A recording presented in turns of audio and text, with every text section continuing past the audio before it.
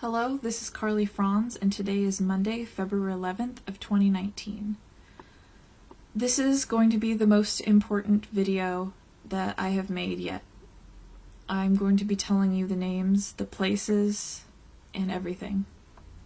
So if somebody could please, in case anything happens to me, if anything should happen to me after divulging this information to the public, I hope that somebody will save this video or download it to their computer and maybe re-upload it in the future, because I think that after this video I will be facing some serious repercussions for what I'm exposing.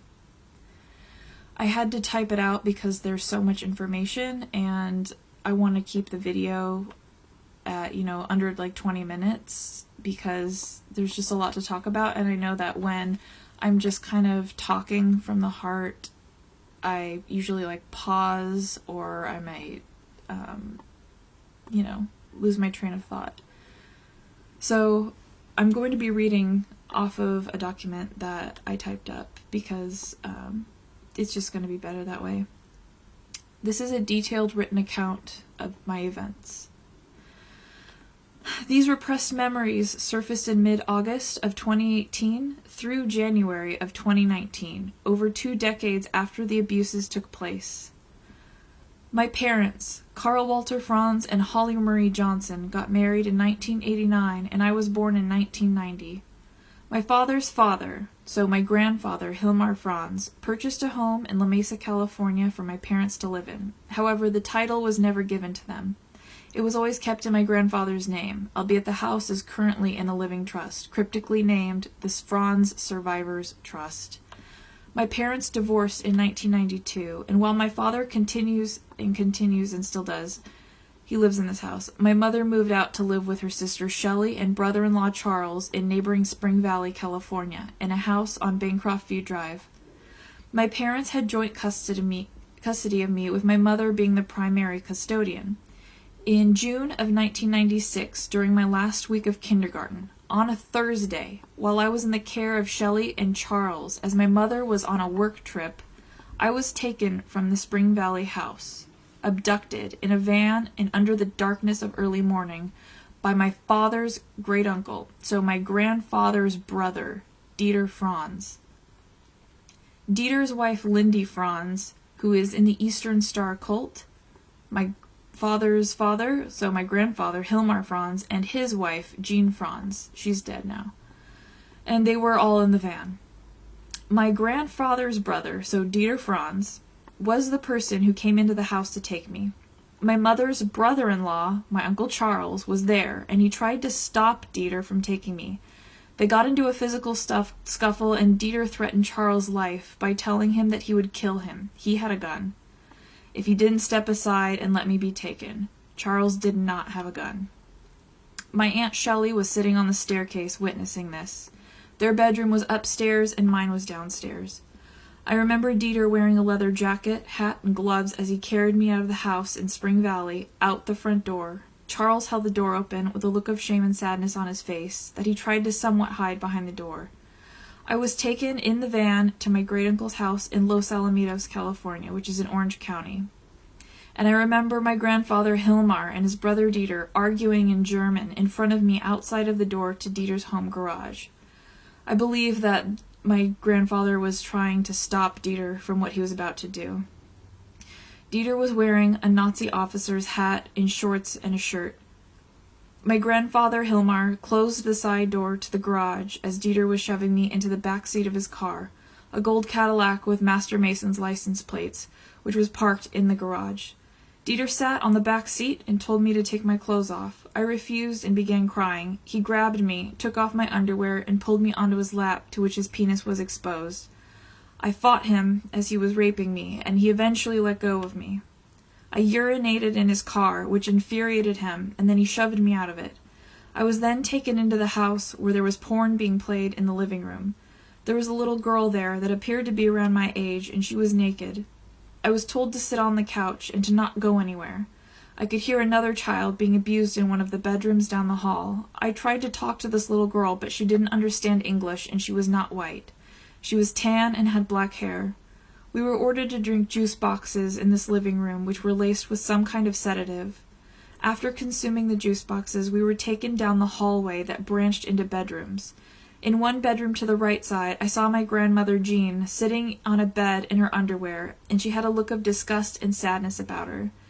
Dieter took me and this little girl into a bedroom on the left side and closed the door. This room had a bed, lots of child-sized lingerie hanging everywhere, pornographic photos of children on the wall, and it was at this point that I passed out. I do not remember the details of what went on in this bedroom. When I awoke from the sedatives at night, I was driven to the Bellflower Masonic Center in Los Alamitos, California. Los Alamitos is in Orange County, and it's about an hour and a half north of San Diego. And so these relatives, perpetrators on my father's side of the family, live in Los Alamitos too. Upon exiting this van that I was abducted in, a stranger carried me into the building and away from the people who were familiar to me. I could feel their presence leaving me as I was brought into the building and down to the basement. First, there was a long hallway with metal cages lining the entire distance. There had to have been about 50 cages, and half of them were empty, while the other half contained naked children.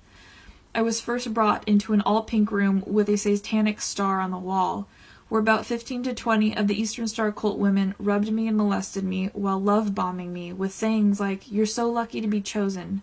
Lindy was in this room and conversing with the other Eastern Star women. I was then taken into a gold-gilded hallway with red carpet, chandeliers, mirrors. In this hallway, I only witnessed one old-looking woman who was dressed in a long black dress with long sleeves, lots of jewelry, tons of makeup, and short black hair. She kind of looks like Shirley MacLaine. All of the other people there were men, and they were dressed in tuxedos, Freemason regalia such as medals, aprons, their necklaces. We took a left turn into another hallway and then a right turn into a long dining room that was crowded with these men, and men only. There was a gilded two-headed bird on the wall at the end of the table with gold rays behind it, and this room had blue carpet with gold stars and one large light fixture in the center of the room. When I was brought into the room, the faces of the men lit up with excitement, and I was brought to the end of the table and placed on an altar which had a large book, probably the Bible, on it. And this book was removed when I was placed on the altar. There was a cameraman there with a very large black camera resting on his right shoulder. I was stripped naked out of my pajamas in this room in front of at least 100 men as they jeered and whistled at me. They proceeded to hold me face down on my stomach and inserted a foreign object far into my anus. I remember the feeling of going deaf for a moment when this happened. As I was held down, the men proceeded to form two lines and took turns raping me. Some of the men wanted me face up and others face down. Some performed rape and some performed other sexual performances. I was forced to remain face up when it was Dieter's turn to rape me. My grandfather did not want to make eye contact with me when it was his turn. There were about 20 men left in line when they had to stop because I was bleeding. When the sexual abuse was over and the room seemed to have kind of cleared out, a smaller group of men, around 10 people, came into this dining room dressed in long hooded robes. They were kind of dark brown in color. One of them brought a little boy who appeared to be around my age into the room on a rolling cart or altar. This little boy was strapped to the cart he was on, and one man in a hooded robe began to cut the boy open in the chest and proceeded to torture him. There was a man standing a little ways behind him wearing what appeared to be a cow skull or goat skull.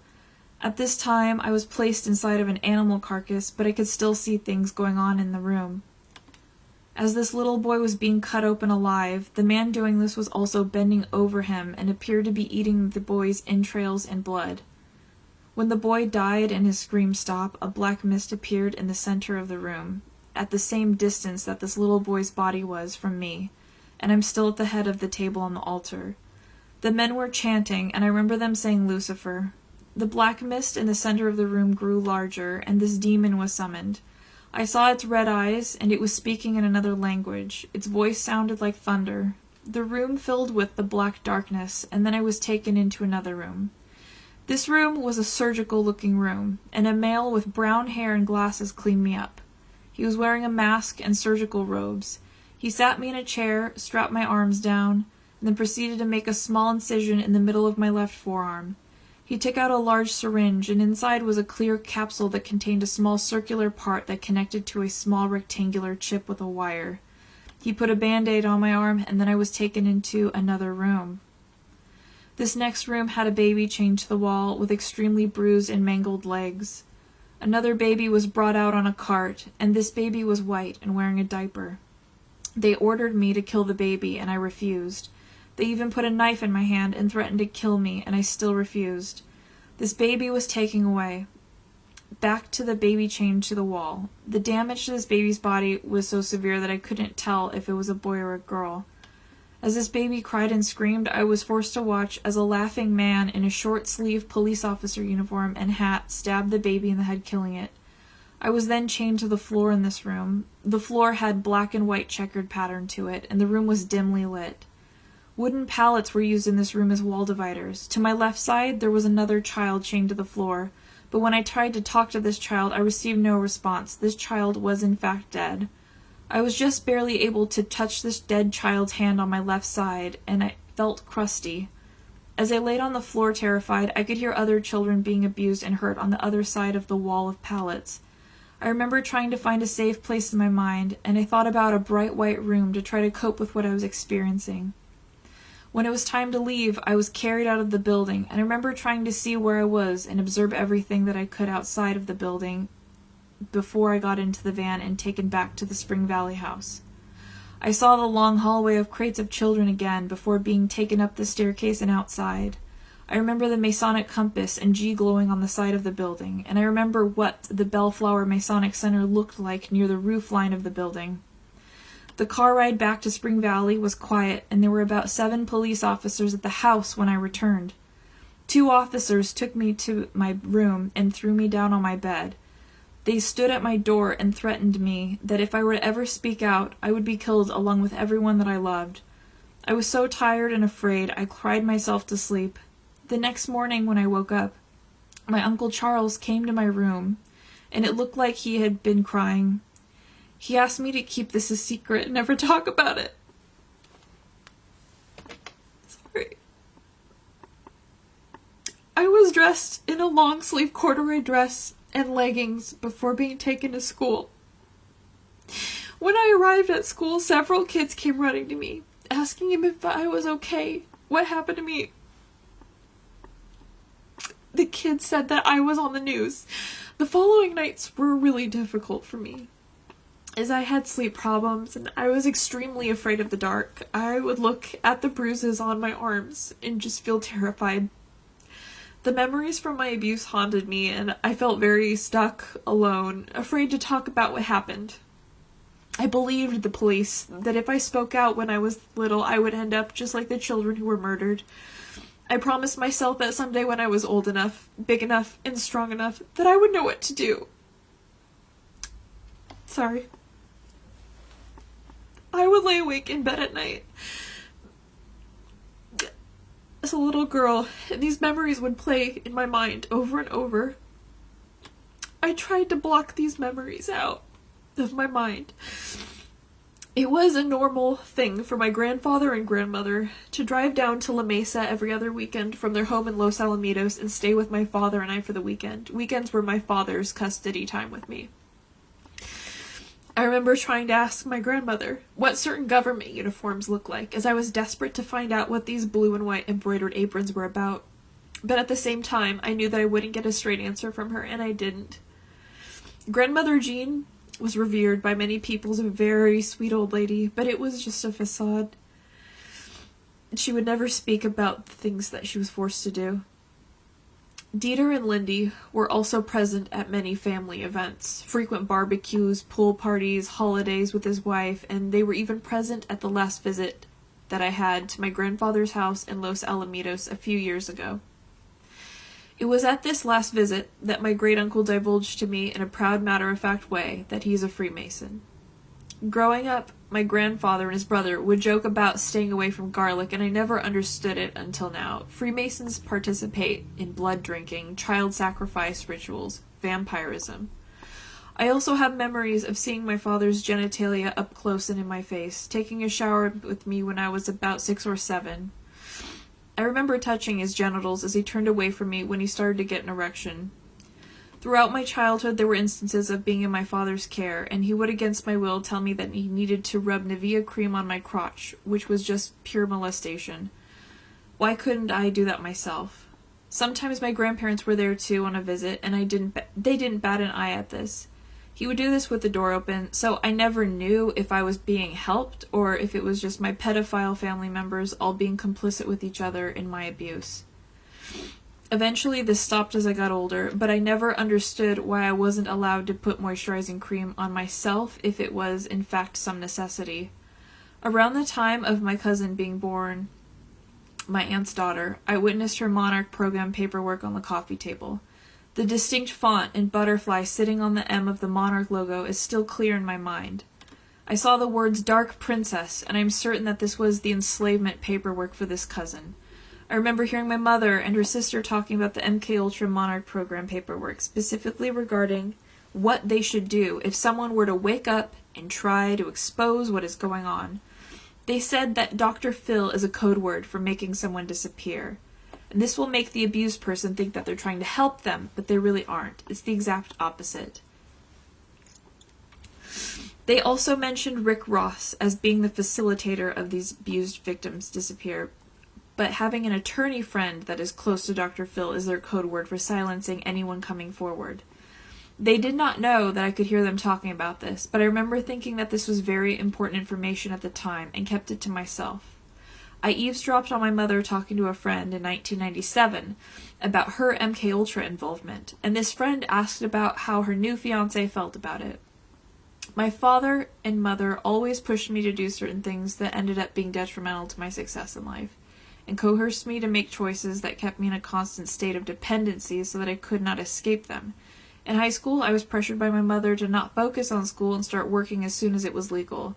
My father pressured me not to work and live with him during college so that he could keep me as a maid, forced me to see and visit my perpetrators, and continue to verbally abuse me, all while looking like the person and people who are helping me by paying for my community college and loaning me a car to drive.